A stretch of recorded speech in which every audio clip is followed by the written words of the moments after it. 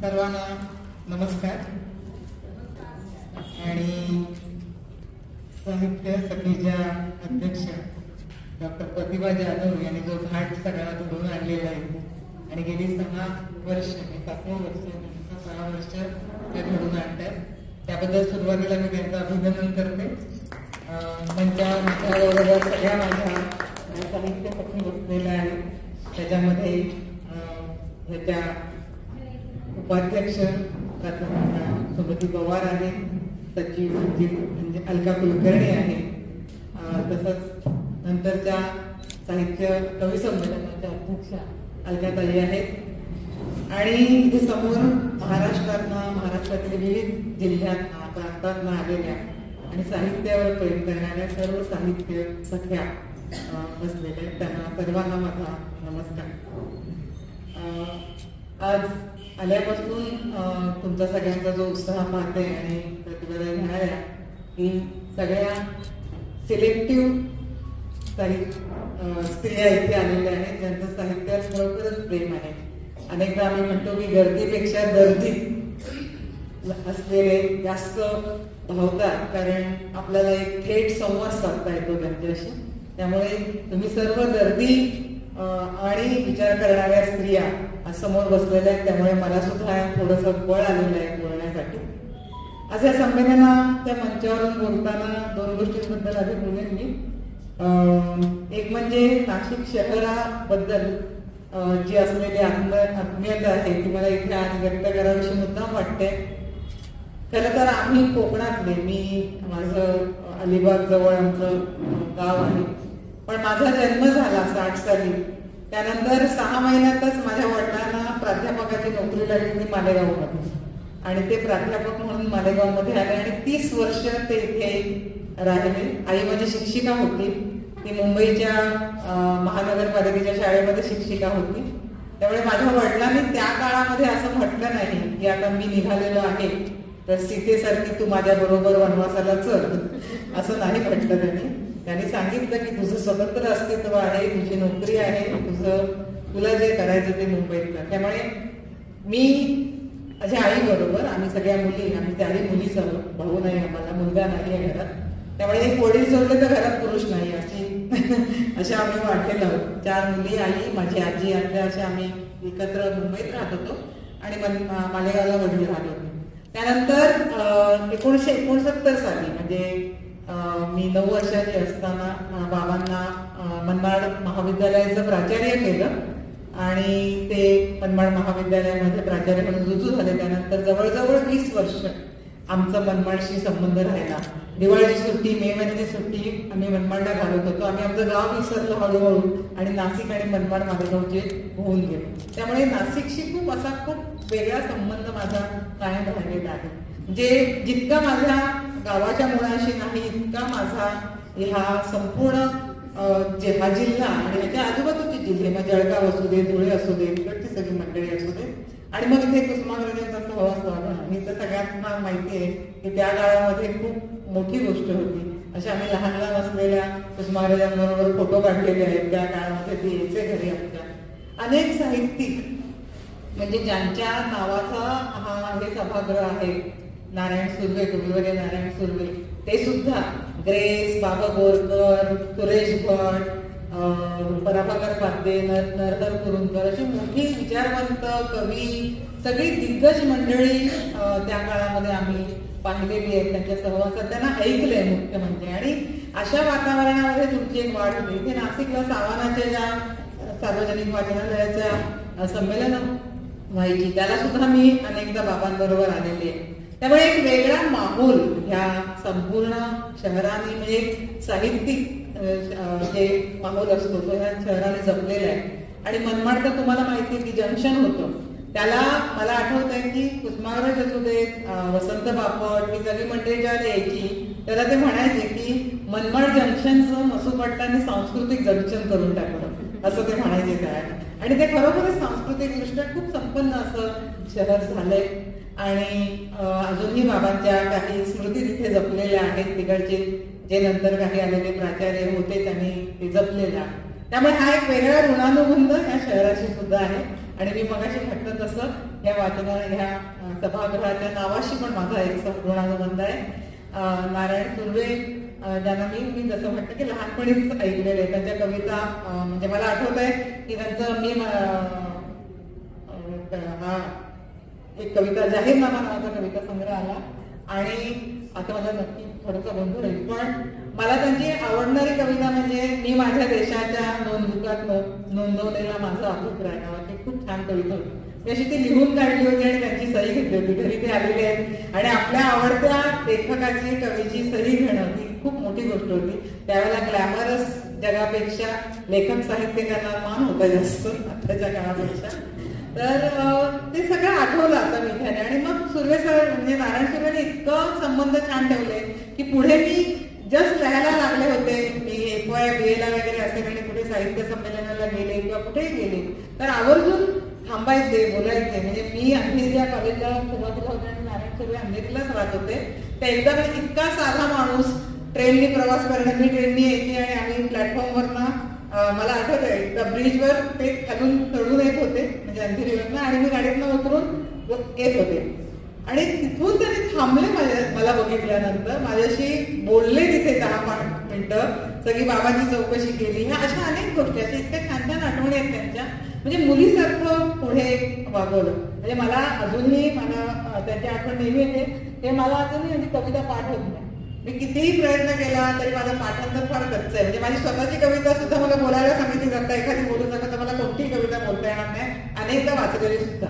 मग मला सुर्वे सर म्हणजे आम्ही एकच कवी संमेलनात बऱ्याच, म्हणजे माझं एक हेही भाग्य की पाडगावकर, विंदा करंदीकर, नारायण सुर्वे ह्या दिग्गजांबरोबर कवी संमेलनात भाग घेता आला त्या काळामध्ये. मग ते मला बोलवायचे आणि सांगायचे, नीरजा असे कविता संग्रह उघडून वाचायचं नाही, पाठ पाहिजे कविता, असे ओरडायचे ते त्यावेळेला. पण मी म्हणायची करेन मी प्रयत्न, पण अजूनही ते शक्य झालं नाही. पण हे असे जिव्हाळ्याचे संबंध ह्या लोकांशी सगळ्यांशी जुळले. त्यामुळे मला आज इथे आल्यानंतर ते मुद्दाम सांगावं असं वाटलं. आज या संमेलनाबद्दल बोललंच पाहिजे असं मला वाटतं की ह्या संमेलनाचं महत्वच मला ह्यामुळे वाटतं की त्याचं जे नाव आहे म्हणजे साहित्यावर प्रेम करणाऱ्या, साहित्याशी मैत्र जमलेल्या, सख्य जमलेल्या अशा साऱ्या सख्यांना एकत्र आणणं, त्यांना आणून प्रतिभा जाधवांनी, डॉक्टर प्रतिभा जाधवांनी जो घाट घातला आहे तो मला खूप महत्वाचा वाटतं आजच्या काळामध्ये. कारण अनेकदा असं होत आहे, म्हणजे काल तुम्ही माझी सकाळमध्ये मुलाखत छोटी आली छापून, जेव्हा मी दीपिकाशी बोलले त्याला खूप भरभरून बोलले होते, पण त्यांना शब्दांची मर्यादा असते त्यामुळे थोडक्यात आलं. पण मी त्यांना म्हटलं, त्याने मला विचारलं होतं की असं वेगळं संमेलन असावं का, तुम्हाला काय वाटतं? तर मी म्हटलं असायला हवंच. त्याचं कारण हे आहे की आपण कितीही समानतेच्या गोष्टी केल्यास तरीही, म्हणजे राजकारणामध्ये असो, समाजकारणामध्ये असो दे की साहित्यामध्ये असू दे, आजही 30% सुद्धा कोटा महिलांना नाही आहे हे आपल्याला माहिती आहे. म्हणजे अजूनही आपल्याकडे महाराष्ट्रामध्ये एकही मुख्यमंत्री स्त्री झालेली नाही. इथून राजकारणापासून सुरुवात केली तर आपल्या लक्षात येतं. एकमेव इंदिरा गांधीच्या पंतप्रधान झालेल्या आहेत आणि काही ठिकाणी आहेत, आपल्या प्रतिभा पाटील राष्ट्रपती झाले. अशी खूप अपवादात्मक नावं आहेत. म्हणजे एकीकडे असं वाटतं आपल्याला की काय हे चाललंय, पण दुसरीकडे मला वाटतं की दुसरीकडे पण तीच परिस्थिती आहे. आज अमेरिकेमध्ये कमला हॅरिस निवडून नाही येऊ शकल्या. अमेरिकेमध्ये एकही प्रेसिडेंट बाई नाही आहे अजूनही. म्हणजे एक आधुनिक देश असून सुद्धा तिथेही नाहीये. म्हणजे केवळ भारतात नाही तर जगभरामध्ये पुरुष सत्ताक व्यवस्था इतकी जोरदारपणे काम करते की बाईला पुढे येऊन देत नाही. अशा काळामध्ये जेव्हा बायांना व्यक्त व्हावं असं वाटतं, त्यांना काही बोलावं असं वाटतं, त्यांचीही मतं असतात, त्यांनाही काहीतरी सांगायचं असतं, अशा काळामध्ये त्यांना एक स्वतंत्र मंचाची गरज असतेच. आणि तो मंच प्रतिभा ताईंनी निर्माण केला, त्याबद्दल त्यांचं मी मुद्दाम अभिनंदन करते की आज खास, आणि त्यांच्या सगळ्या सगळ्यांचं सुद्धा करते त्या त्यांच्याबरोबर आहेत. अंजली ताई आहे, लंकाताई, ही सगळी जण तुम्ही सगळ्या ज्या इथे छान सूत्रसंचालन करता आहे, त्यांनी छान ओळख करून दिली, आणि तुम्ही सगळ्यात ज्या नंतर कविता वाचन करणार आहात, इथे सहभागी व्हायला आला आहात, या सर्वांना खास अभिनंदन ह्याच्यासाठी की आता ह्याला स्त्रीवादामध्ये भगिनी भाऊ म्हणतात. बाई मॅडमना माहिती असेल की आपणच आता एकमेकींच्या सोबत राहायला पाहिजे.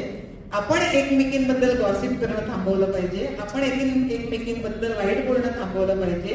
आणि आपण एकत्र येऊन कोणत्याही परिस्थितीत काही असलं तरी टीका न करता आपल्या सख्यांच्या सोबतीनं उभं राहायला पाहिजे. अशी वेळ आता आहे आपल्याकडे आणि आपल्याला ते करता येऊ शकतं. तुम्ही सगळ्याजण त्या अर्थाने वैचारिक दृष्ट्या भक्कम आहात की तुम्ही एकमेकींसाठी उभं राहू शकता. म्हणजे इथेच नाही तर आपल्या आजूबाजूलाच जो या स्त्रिया आहेत त्यांच्याबरोबर उभं राहणं फार गरजेचं आहे. त्यामुळे तुमच्या सगळ्या टीमचं मी अभिनंदन करते. आणि आपण जे आता मी बोलणार आहे ते अर्थात स्त्रीवाद, स्त्री साहित्य आणि सगळी पुरुषसत्ताक व्यवस्था ह्याविषयीचे सगळे मुद्दे येतीलच.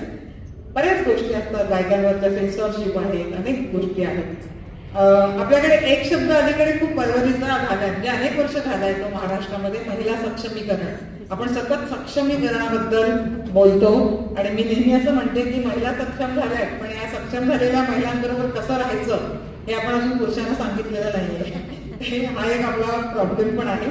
तर मला असं सांगायचं इथे की महिला आर्थिकदृष्ट्या सक्षम झाल्या पाहिजेत, सामाजिक राजकीय सुद्धा त्या सक्षम झाल्या पाहिजेत. पण प्रतिभाताईंनी जो वसा घेतलेला आहे की त्यांना वैचारिकदृष्ट्या आणि बौद्धिकदृष्ट्या परिवर्तन आणणं, त्याच्यासाठी आपल्याला जर करायचं असेल तर वैचारिक आणि बौद्धिकदृष्ट्या त्यांना सक्षम करायला पाहिजे.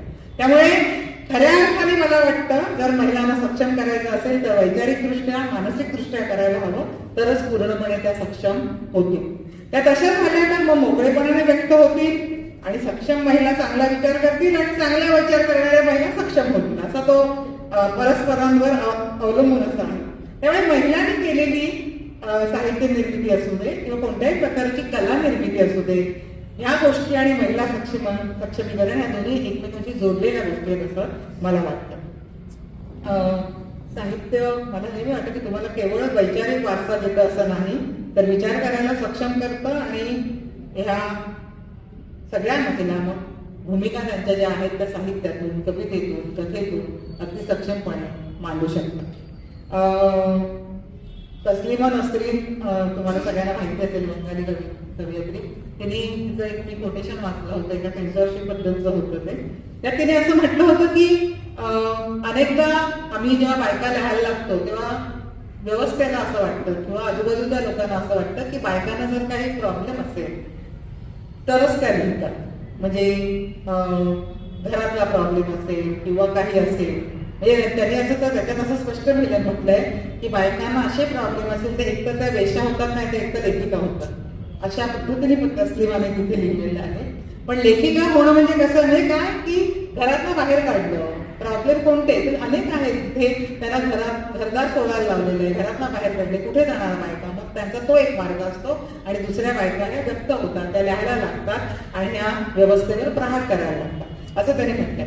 तर त्या मला असं नेहमी वाटतं की बायकांना तेवढेच प्रश्न असते तर त्या लिहितात असं नाही. अनेक गोष्टी आजूबाजूला घडत असतात, त्याच्यावर पण बायकांची नजर असते ना. अनेकदा असं म्हटलं जातं की बायका ना काय कळतंय राजकारणातलं, काय कळतंय समाजकारणातलं, त्या दोन शब्द तरी नीट बोलू शकतात का. आज प्रतिभाताई जे लिहितात ते तुम्ही आता 2 पुस्तकांचं पण ते प्रकाशन केलंय, तुम्ही लिहिताय, तुम्हाला शब्द सापडलेले नाही आणि तुम्ही प्रभावीपणे ते मांडताय. पण अनेकदा असं वाटतं की ते काय जास्तीत जास्त लिहून घेणार आणि त्याच्यामुळे अनेक वेळा बायका विचार करत असतील असं पुरुषांना वाटतच नाही. त्या एकतर घरदार सांभाळतात, चूलमूल सांभाळतात आणि एवढंच करू शकतात, त्या पुरुषासारखं काही करू शकतात. पुरुषांना तो अभिमान आहे, आम्ही आजूबाजूचं जग सांभाळत बघतो, आम्ही आर्थिक व्यवहार सांभाळतो. पण अनेकदा आपण पाहिलेलं आहे की ज्याला नवरा जातो त्याला अख्खं घर बाई सांभाळत असते, आर्थिकदृष्ट्या सगळ्याच दृष्ट्या मुलांना वाढवण्यापासून. त्यावेळेला तिचं कौतुक तसं होत नाही त्या अर्थाने. तर हे सगळं राजकारण चाललेलं असतं, जे काय आजूबाजूला चाललंय, जे वैचारिक घुसळण चाललेली आहे, ही सगळी बायका न्याहाळत असतात, पाहत असतात आणि त्यांची त्याच्यावर काही मतही असतात आणि त्यांना ते व्यक्त करावीशी वाटतात. ती सुद्धा बाई सुद्धा पुरुषाने एवढी संवेदनशील, सक्षम आणि सर्जनशील सुद्धा असते. तिला व्यक्त व्हायला आवडतं. पण आपल्याकडे हे कायम लक्षात घेतलं नाही, कारण बोलणं ही कायम पुरुषाची मक्तेदारी मानली गेली. आणि आपल्याकडे कितीही म्हणतात, आपल्याकडे नेहमी काय म्हणतात की बायका खूप बोलतात. पण मला असं नेहमी वाटतं की बायका खूप बोलतात कारण त्यांना स्वतःचा आवाज ऐकायचा नसतो. म्हणजे मी एका कवितेत असं म्हणते, प्रचंड बोलत राहतात बायका, स्वतःचाही आवाज ऐकू येऊ नये इतक्या मोठ्यानं. म्हणजे त्यांचा आवाजच कोण ऐकत नसल्यावर मग त्या नुसत्या असं काहीतरी बोलत राहतात, त्यांना जे म्हणायचं ते कोणी ऐकत नसतं म्हणून असं होतं ते. तर हा असा एक कायम पुरुषाचा आवाज कायम घरात असर्टिव्ह असतो, आक्रमक. मी आक्रमक त्या अर्थाने म्हणणार, अग्रेसिव्ह म्हणणार, असर्टिव्ह म्हणजे काहीतरी मांडणारा. मी बोलतोय ती गोष्ट व्हायला पाहिजे घरामध्ये. बायकांचा आवाज त्या अर्थाने असर्टिव्ह नसतो आणि त्यामुळे हे होते की बायका त्या काळामध्ये बोलत नसल्या तरी त्या आपल्या खूप बोलत असतात, मनातल्या मनात खूप बोलत असतात. माझ्या आईच पत्र नावाची वेळा ह्या संग्रहात कविता आहे, त्याच्यामध्ये मी तेव्हा मी लिहिताना असं म्हटलं होतं की आपण घरी लग्न झाल्यानंतर जेव्हा आईला पत्र लिहितो तेव्हा आपण नेहमी असं म्हणतो की मी सुखरूप आहे, की सगळं चांगलं चाललेलं आहे. ही पत्र बाह्य पण म्हणजे पोस्टपॅडवर लिहिलेली पत्र असतात, पण मनात जर बाई पत्र लिहायला लागली तर काय पत्र लिहिली. आणि त्याच्यामध्ये म्हणतं की तुझी मुलगी सुखरूप यातनांच्या महापुरात. प्रिय आईस, तुझी मुलगी सुखरूप यातनाच्या महापुरात, त्याच्या अनिवार्य प्रेमाची पिलावळ ती प्रसवते आहे विना तक्रार तू केलेल्या संस्कारानुसार. इथं सारच मुबलक मुलांपासून छळांपर्यंत. प्रेमाची अपेक्षा ती काय शेवटी तुझीच कळावे, प्रेमाची अपेक्षा ती काय शेवटी तुझीच वारस आहे. बघा मी कविता विसरले परत माझं. तर अशा पद्धतीनं त्याला मी किंवा असं म्हणजे की इथे आल्यानंतर त्या हजारो घटका संपलेल्या प्रेमाची इमान राखण्यात घालवल्या. उरलेल्या वेळात किचन नामक भट्टीमध्ये माझ्या अस्तित्वाचे गचके तोडून त्याला हवे तेव्हा खरपूस भाजून सव केले. थोडंसं मध्य चेहरावर मिळून प्रायव्हेट शोही केली आणि म्हणलं आई हे सगळं तुझ्याहून वेगळं आहे असं नाही, फक्त विडंबनांचे संदर्भ बदलत असतात एवढंच. तर अशा प्रकारे ती कदाचित मनातल्या मनात बोलत असेल, लिहित असेल असं मला वाटतं. बायका कधी बोलायला लागतात घरात, जेव्हा एक विशिष्ट काळ जातो, 20-25 वर्ष लग्नाला झाली की बायकांना कळतं की आता नवरा कुठे जाणार नाही आपल्याला, आणि नवऱ्यालाही कळतं की आपल्याला काय काही कसं. मग बायका त्यांचा सगळा तो 20 वर्षाचा त्रागा बाहेर काढायला लागतात. तर हे सगळं असं पण हा सगळा जो दबलेला आवाज होता तो आता व्यक्त व्हायला लागलाय, बाहेर यायला लागलाय, बोलायला लागलाय आणि वेगवेगळ्या रूपबंधामध्ये तो व्यक्त व्हायला लागलाय. कोणी कविता लिहितायत, कथा लिहितायत, कादंबरी लिहितायत, सदर लेखन करतायत, संशोधन करतायत. पीएचडीच्या कितीतरी आज इथे पीएचडी केलेली आणि आता मला सांगितलं उर्मिला ताईंवर त्यांनी पीएचडी केली प्रतिभाताईंनी. इथे माझी एक पीएचडी विद्यार्थिनी आलेली आहे. तर हे सगळं चालू असतं. म्हणजे अभिव्यक्तीसाठी साहित्य हा बायकांना खूप महत्वाचा प्रकार वाटतोय आणि ह्याला केवळ त्यांना अभिव्यक्तीचा मार्ग दिला ना, त्यांची स्वतःची ओळख पण त्याच्यातनं निर्माण झाली आणि ही ओळख बायकांना कधी मिळत नसते, ती ओळख साहित्य त्यांना देतं. अर्थात हे सगळं शक्य झालं ते जगभरामध्ये स्त्रियांसाठी ज्या सगळ्या चळवळी झाल्या त्याच्यामुळेच झालेलं आहे. आज आपण इतक्या निर्भयपणे इथे बोलतोय, काहीतरी व्यक्त करतोय, ते आपल्यामध्ये भारतामध्ये झालेल्या महात्मा फुले सावित्रीबाई फुल्यांपासूनचा एक आपला जो वारसा आहे तिथपासून ते जगभरामध्ये ज्या सगळीकडे म्हणजे अगदी युरोपियन कंट्रीजमध्ये सुद्धा जो एक सगळा बदल घडला स्त्रियांच्या बाबतीत. म्हणजे आपल्याला नेहमी वाटतं की परदेशामधल्या बायका खूप सुखात आहेत, तर तसं अजिबात नाहीये. सगळीकडे बायकांची परिस्थिती सारखी आहे. तुम्ही जर आज परदेशातल्या कथा कादंबऱ्या वाचल्या, तिकडचे चित्रपट पाहिले तर तिकडे सुद्धा आपल्यासारखेच अन्याय, अत्याचार, बलात्कार सगळं होत असतं. फक्त तिकडे बायका आता भक्कमपणे बोलायला लागलेल्या आहेत, नाकारायला लागल्या आहेत, कुठेतरी त्यांचा आवाज चढवायला लागलाय. आपल्यापेक्षा जोरात तो आहे, आपलाही चढतोय आता, आपलाही बोलता आपणही बोलायला लागलो आहोत, पण त्या तुलनेने थोडा अजून कमी आहे. तो कदाचित वाढेल आपलाही आवाज असं म्हणायला हरकत नाही. तर हे सगळं त्यावेळेला जो 20व्या शतकात विशेषतः सुरुवातीच्या काळामध्ये जी स्त्रीवादाची चळवळ सुरू झालेली आहे. मला माहित नाही की तुम्ही किती जण नेटफ्लिक्स सिनेमा पाहता, पण जर कोण पाहत असेल तर त्याच्यावर एक केबल गर्ल्स नावाची सिरियल सुरू आहे. म्हणजे स्पॅनिश सिरियल आहे ती आणि इंग्रजीमध्ये डब केलेली आहे. ती जरूर ह्याच्यासाठी पहा की 1928चा काळ आहे तो संपूर्ण केबल गर्ल्स आणि त्या 4-5 मुली आणि त्यांच्याबरोबरच्या टेलिफोन नुकताच अस्तित्वात आला होता आणि ज्याला आपल्याकडे टेलिफोन ऑपरेटर ची जी पदवी आहे तशी त्यांना केबल गर्ल्स म्हणतात. त्या केबल जोडून देतात, टेलिफोनच्या केबल जोडून देणाऱ्या मुली म्हणून त्यांना केबल गर्ल्स. तर तिथे नोकरी करणाऱ्या मुली आहेत आणि त्यांचे प्रश्न आहेत सगळे म्हणजे वेगवेगळ्या पद्धतीने घेतले ते, पण त्याच्यामध्ये लेस्बियनचा प्रश्न आहे. ती मुलगी जी तिथे तिला प्रॉस्टिट्यूट व्हावं लागतं ती मुलगी आहे, ती नायिका आहे त्याची. आणखीन अनेक जणी म्हणजे नवऱ्याचा मार खाणाऱ्या आणि ते मार खाताना मला ते फारच म्हणजे ती इतका मार खाणारी बाई आणि एका क्षणी तिच्या हातातून नवऱ्याला मारलं जातं, ती पटकन हात उचलते आणि तो मरतो आणि मग त्याची विल्हेवाट ह्या 4 जणी मिळून लावतात. असं ते सगळं आहे. ते सुद्धा खूप आपल्या अनुभव येतं. पण असं वाटतं ह्या सगळं कसं कुठून आणतात हे बळ.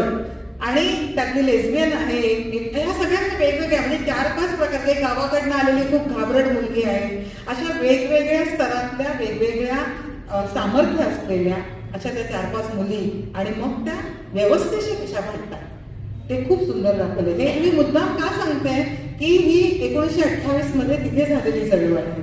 आपल्याकडे तर ताराबाई शिंद्यांनी कधीच आवाज उठवलेला होता. स्त्री पुरुष तुलना आपण वाचलं तर आता वाटतं की त्या काळात ताराबाई शिंदे 19व्या शतकात इतक्या जोरात बोलत होत्या. आपला आवाज का नाही फुटत आहे असा. म्हणजे 200 वर्षांनी आपला आवाज आणखी जोरात फुटायला पाहिजे. आपण त्यांनी म्हणजे करायला पाहिजे. म्हणजे स्त्री पुरुष तुलना वाचल्यावर आपल्या लक्षात येईल की काय पुरुषांना धारेवर धरलेलं आहे त्यांनी. ते मी पण नंतर बोलतेच त्याच्याबद्दल. तर एक आहे की म्हणून मी म्हटलं की जगातल्या सगळ्या ज्या संस्कृती आहेत ना पुरुष केंद्रित आहेत.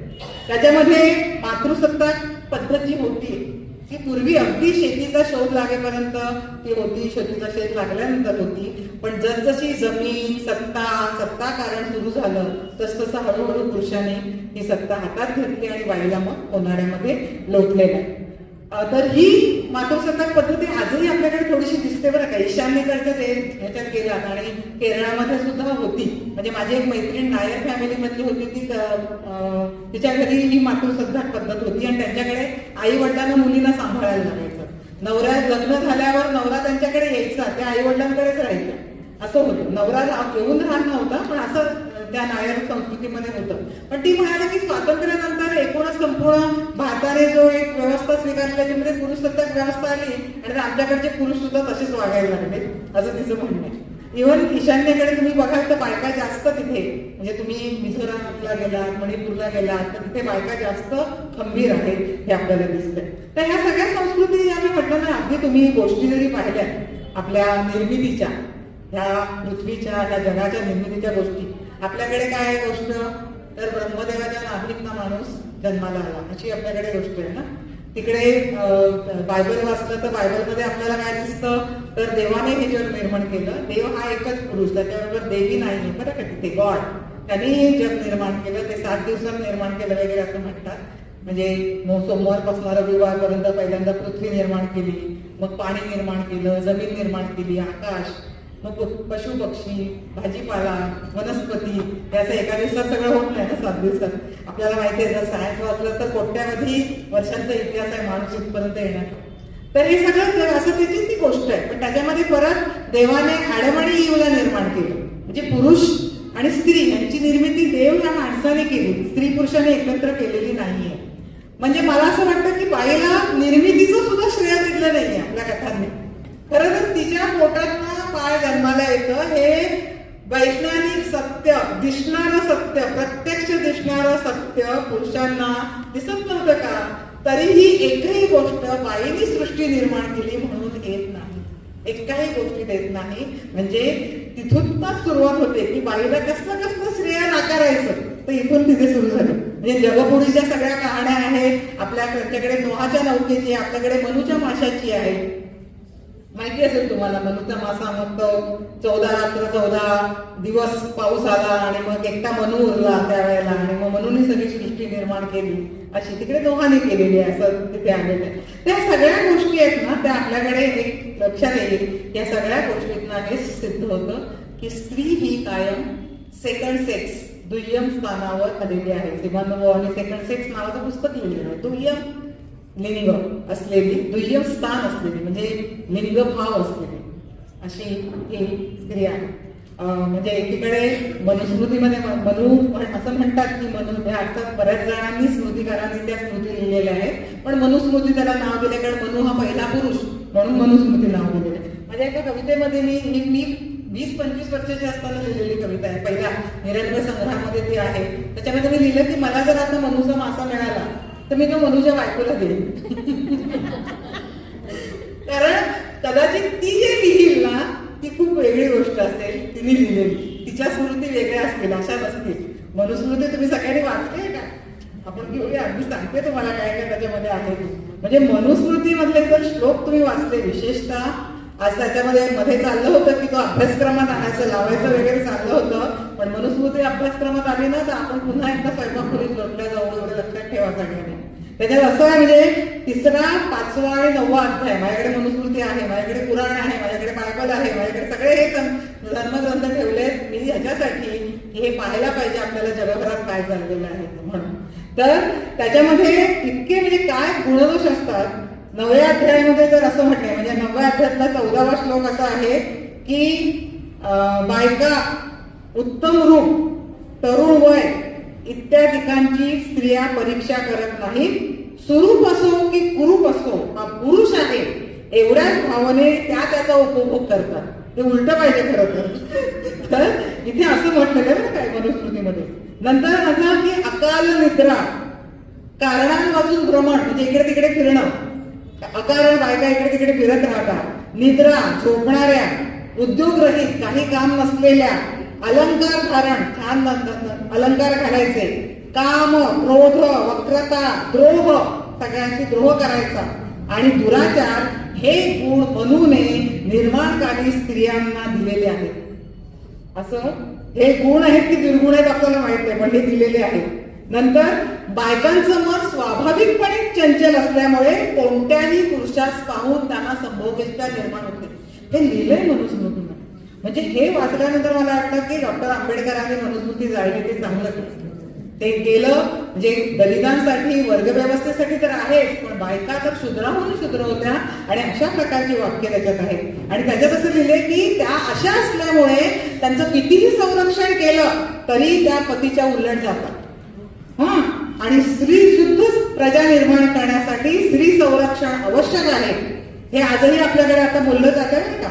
आणि वर्तन बिघडणाऱ्या थोड्याशा कारणांपासून स्त्रियांचे संरक्षण करणे योग्य आणि कठोरपणे उपाय करूनही स्त्रियांचे संरक्षण करता येत नाही, म्हणून पुढील उपायाने त्यांचे संरक्षण करावे. आणि कोणते उपाय, त्यांना कोणती कामं द्यायची, पैशाचा संग्रह करणे. म्हणजे पुरुष त्यावेळेला मोहरा वगैरे घेऊन यायचे ना कमवून, त्याला मोहरा होत्या तर त्या आल्या मोहऱ्या की त्या धुवायच्या, स्वच्छ धुवून पुसून ठेवायच्या, किंवा सर्व प्रकारची द्रव्य घरामध्ये काय असतील शरीर हे शुद्ध ठेवायचं, धार्मिक कृत्य आचरायचं, स्वयंपाक करायचा, गृहकृत्यांची व्यवस्था ठेवायची, हे सगळं करायचं. भांडी पुसून, लख पुसून आपण अजूनही करतो, तांब्या पिठ्याची भांडी अशी लावून ठेवतो बायका, त्याच्यात बाहेर राहतात, घरात असतील तर काढून टाका भांडी. तर ही कामं त्यावेळेपासून बायकांना दिलेली आहे. आणि दुसरा शेवटचा उपाय म्हणजे प्रजेचं उत्पादन करणं. म्हणजे बायका फक्त मुलं प्रसवण्यासाठी, म्हणजे प्रसवण्याचे यंत्रच, परिपालन, त्यांचं पोषण करण्यासाठी आणि रोज आल्या गेलेल्या लोकांची, पाहुण्यांची व्यवस्था करण्यासाठी, भोजनाची व्यवस्था करणे ही स्त्रियांची कामं आहेत असं म्हणून सगळं त्या प्रत्येक श्लोकात कुठे कुठे कुठे कुठे आख्या म्हणून केलेलं आहे. तर हे सगळं प्रजोत्पन्नाचं साधन बाईला बनवलं. आणि त्याच्यामुळे आजही आपण बघतोय की स्त्री भ्रूण हत्या होत आहेत. त्याचं कारण हेच आहे की बाईला, कारण पुरुषाला जन्म देत नाही बाई तोपर्यंत. मी आता सांगितलं आम्ही 4 बहिणी होतो, म्हणजे माझ्या आईला मुलगा झाला नाही आणि त्याला माझ्या आजीला फार वाईट वाटायचं. आजही तुम्हाला खोटं वाटेल की मला भाऊ नाही का हा प्रश्न विचारला जातो आपल्याला. तुम्हाला पण हा अनुभव येत असेल, जर भाऊ नसेल तर भाऊ नाही का. म्हणजे त्याच्यात मनुस्मृतीत हे पण लिहिलंय की ज्या मुलीला भाऊ नाही आणि सगळ्या बहिणी आहेत त्या मुलीशी लग्न करू नका, कारण ती फक्त मुलींनाच जन्माला नका, असं पण मनुस्मृतीमध्ये लिहिलेलं आहे. तर हे सगळं त्याच्यामध्ये दिलेलं आहे. म्हणजे एकीकडे मनुस्मृतीमध्ये म्हणजे आता नेहमी काही लोक आम्ही हे बोललो की म्हणतात की नाही मातेला इतकं वर्चस्थान दिलेलं आहे. मातेला दिलेलं आहे, माता ही गुरुपेक्षाही श्रेष्ठ असते असं मनुस्मृतीत म्हटलंय. पण 9व्या अध्यायाच्या पहिलं वाक्य आहे, न स्त्री स्वातंत्र्य म्हणत, बाईला स्वातंत्र्य नाही, हे 9व्या अध्यायाचं पहिलं वाक्य. त्यामुळे तिने आई म्हणून राहायचं, बाई पत्नी म्हणून राहायचं आणि मुलगी म्हणून राहायचं आणि पुरुषावर आयुष्यभर अवलंबून राहायचं. 3 पळ आहेत आपल्या आयुष्यात, पिता, पती आणि पुत्र. या 3 पळ बरोबर आपण आपलं आयुष्य काढायचं असं सांगितलं. आणि हे सीमांत म्हणजे बघा सगळीकडे जगाभर कशी परिस्थिती होती हे आपल्याला एकीकडे सांगितलं जात आहे आणि त्याच्या निषेध करायला ताराबाई शिंदे उभ्या राहतात. त्याच वेळा तिकडे फ्रेंच लेखिका सिमोन द बोवा असं म्हणते की woman herself recognizes that the world is masculine on the whole, those who fashioned it, rule it and dominate it today are men. It is understood that she is inferior and dependent. She has not learned the lesson of violence. Shut up in her own flesh, her home, she sees herself as a passive before those goods with human faces who set goals and establish rules. कोण establish rule करतं? पुरुष. Set कोण गोल करतं? पुरुष. आणि बाईला असं सतत लहानपणापासून असं तयार केलं जातं, सांगितलं जातं, तिच्या मानसिक दृष्ट्या तिला तयार केलं जातं की तुला हे सगळं जग आहे मॅस्क्युलाइन आहे, हे पुरुष सत्ताक आहे आणि तू ही त्यांची एक वस्तू आहेस तिथली, हे सगळी सांगते. हे सगळे डॉमिनेट करतात आणि तुला तिथे यांचं सगळं ऐकायचंय. तू इन्फिरियर आहेस, तू दुय्यम आहेस आणि तुला सगळं त्यांचं ऐकायचंय, हे सांगितलं गेलेलं. आणि बाईला पण तसंच वाटायला लागतं हळूहळू. आपल्याला पण वाटत होतं ना, म्हणजे मी सुद्धा लग्न झालंय, म्हणजे मी जरी लिहित होते, विचार करत होते, हे सगळं होतं, तरी एक व्यवस्था जी आपल्या आजूबाजूला असते ना, ती तुम्हाला ते करायला तुमच्या अंगात आपोआप डीएनए मध्ये येत जातं असं मला वाटतं. म्हणजे आपल्या पण डीएनए मध्ये ते आता आलेलं आहे, बायकांच्या पण डीएनए मध्ये आले की नाही बाबा थोडंसं घ्यायचं ऍडजस्ट करून, थोडंसं सांभाळायला पाहिजे. शेवटी बाईच घर सांभाळते, बाईच मोहे करते. पुरुषांनी पण सांभाळलं तर घर आणखीन छान राहील ना दोघांना. माझं मी कधीच असं म्हटलेलं नाही की आता इथे आपण 2-3 कुटुंब पाहिली, पुरुष इथे सगळे यांच्या बरोबर आहेत, बरोबरीने. माझ्या नवरा सुद्धा माझ्या बरोबरीने उभा आहे. मी आता मॅडम सांगितलंय, काल 2 दिवसांपूर्वी फोन केला, तो हॉस्पिटलाइज होता, काल त्याला डिस्चार्ज करून आणला, पण त्याने मला सांगितलं तू कार्यक्रमाला जा. तर मी त्याला घरी ठेवून माझ्या बहिणीला बसून आले त्याच्याजवळ. ताप आहे आपला. सांगण्याचं हे आहे की हे आपल्या बरोबर असणारे पुरुष जर असतील ना तर जग फार सुंदर होतं. मग इथे आम्हाला भांडायची गरजच नाही. स्त्री सत्ताक काय आणि पुरुष सत्ताक काय, आपल्याला कोणाचीच सत्ता नको आहे. जिथे सत्ता येते ना तिथे मग तुम्हाला मग तुमच्या मारणं येतं, चिडणं येतं, एकमेकांना चुकीचं वागवणं येतं. ह्या सगळ्या गोष्टी सत्तेमध्ये येतात, कारण आपल्याला आपला शब्द तिथे ठेवायचा असतो. तर हे सगळं आज जे होत आहे ते त्याच्यामुळे झालेलं हे दुय्यमत्व आपल्या अंगात भिनून गेलेलं आहे असं मला वाटतं. पण हळूहळू मला वाटतं की मला नेहमी एक दुसरी गोष्ट वाटते ना, तुम्ही जर आपण एक महाभारत आणि रामायण हे आपले 2 महाकाव्य आहेत, पण महाभारताचा काळ हा खूप आधीचा काळ आहे, 2-1 पूर्वी 1,500-2 हजार वर्षापूर्वीचा आहे. आता मला तुझी सण माहित नाही. आणि रामायणाचा अगदी त्याच्यानंतरचं रामायण आहे. आपण काळाचा विचार केला ना तरी लक्षात येतं की महाभारताचा सुरुवातीचा जो काळ आहे ना, म्हणजे महाभारत काही एका दिवसात लिहून झालेला नाही. अनेकदा मौखिक दृष्ट्या, त्याला काही लिखित काही नव्हतं, मौखिक मग त्याला ऍड करत करत सगळ्या गोष्टी आलेल्या आहेत. महाभारतातले उपाख्यान असतील त्याच्यातल्या गोष्टी आणि महाभारतातल्या, पण स्त्रिया जास्त सक्षम होत्या.